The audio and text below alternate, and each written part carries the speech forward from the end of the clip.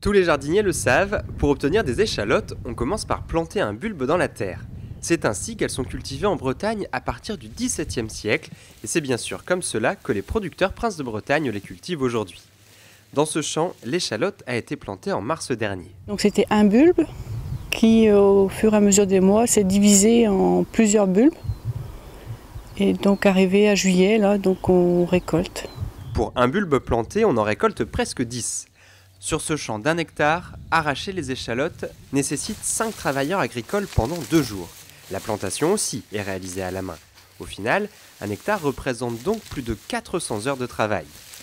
Depuis une dizaine d'années, l'échalote traditionnelle est concurrencée par une production d'échalotes issues de semis, un hybride qui se cultive mécaniquement comme un oignon à partir d'une graine.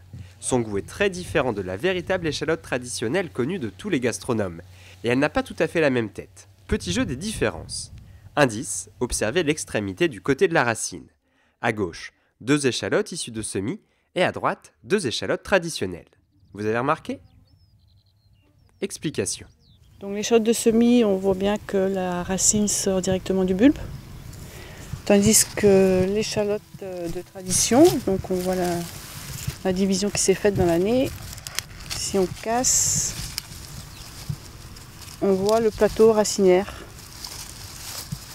Une partie de ce plateau racinaire reste sur chaque échalote et forme un durillon, qui est en fait une cicatrice végétale, une trace de la division qui s'est produite. C'est la marque d'une véritable échalote, que l'on retrouve en magasin sous l'étiquette échalote traditionnelle. Une échalote au goût subtil, utilisée comme condiment ou comme légume, confit par exemple. L'échalote est un incontournable de la gastronomie française.